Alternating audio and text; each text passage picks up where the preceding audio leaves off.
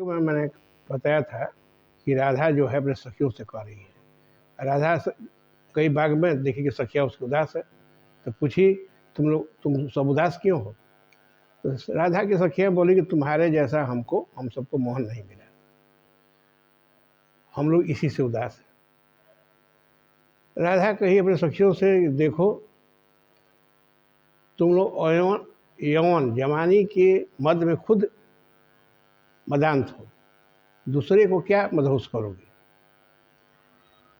तुम लोग की सबसे बड़ी बीमारी यही है या कमजोरी है या सोच है, तुम सोचती हो कि मैं ही हर सौदागर की सपना बनूं, हर सपनों की रानी बनूं, हर मन की मलिका बनूं, हर दिल की दिलरुबा बनूं, हर ख्याल की ख्वाहिश बनूं, सामने पड़ूं ख्वाबों की हकीकत इसी में उलझ जाए। मेरा मित्र, यह कैसी तुम्हारी कल्पना है? तुम क्या हो पॉलिसी को तय करो। सखी, यौवन अतिथि होता है, कब आया कब गया पता नहीं चलता है। यह मन को भ्रमित करता है, मन को चंचल बनाता है, स्थिर रहने नहीं देता है। पहले इस पर नियंत्रण करो। तुम क्यों चाहती हो कि मैं ही गुलाब हूँ, मैं ही चंपा हूँ, मैं ही चमेली हूँ, मैं ही जूही हूँ, मैं ही बेली हूँ, अलबेली अकेली हूँ? तुम ऐसा क्यों चाहती हो? फूल कितने क्षण के लिए पौधे पर लगा रहता है, फूल फूलता है, कुछ दिनों के बाद वह गिर जाता है, उसकी खुशबू समाप्त हो जाती है। उसी तरह जवानी भी है, यौवन भी है। जब तक फूल से खुशबू आते रहेगा तब तक भौरे आते रहेंगे, लेकिन जिस दिन खुशबू समाप्त होगा भौरे अपने आप चले जाएंगे। यही यौवन है। तुम श्रृंगार कर लो, बस से सजा लो, गानों से सजा लो, इसे चमक तो बढ़ेगी, आकर्षण तो होगा, भौरे आएंगे भी, लेकिन जैसे सुगंध नहीं मिलेगा वापस चले जाएंगे। अगर कोई भी माली फूलों के गिरने के बाद उस पौधे को बाग में नहीं रखता है, उसे बाहर काट कर बाहर फेंक देता है, फिर मौसम के हिसाब से दूसरा फूल लगाता है। बनना ही है तो आम बनो, अमरूद के फूल बनो, अनार के फूल बनो। यही जीवन है।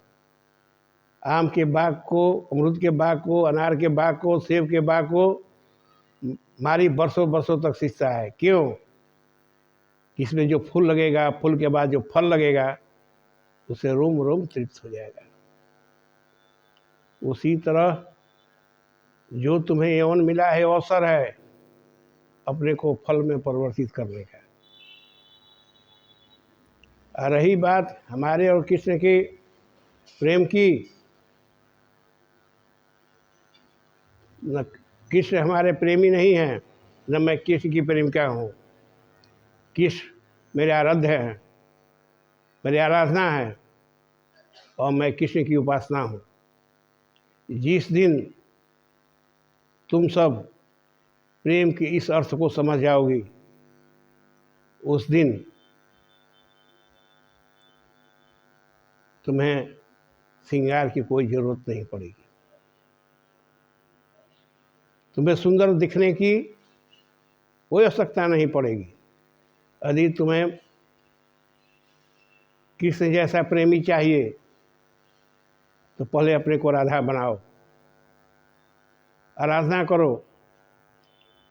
मनमीत को मन के मधुबन में बिठाकर मन की मदिरा को आत्मा के प्याले से मनमीत को पिला, होश में भी मदहोश होकर रस न नचाए तो मेरा राधा नाम नहीं। जिस दिन तुम प्रेम का अर्थ आराधना और उपासना समझ जाओगी, उसके बाद तुम्हारे जीवन में किसी चीज़ की कमी नहीं रहेगी। वीडियो आगे भी जारी रहेगा। आप अच्छा लगे तो सब्सक्राइब करें, दूसरे को शेयर करें। धन्यवाद। यौवन तो मन को विचलित करता है, परंतु धन ज्ञानेंद्रियों को विचलित करता है, जो मन को आकर विचलित कर देता है। वीडियो आगे भी जारी रहेगा।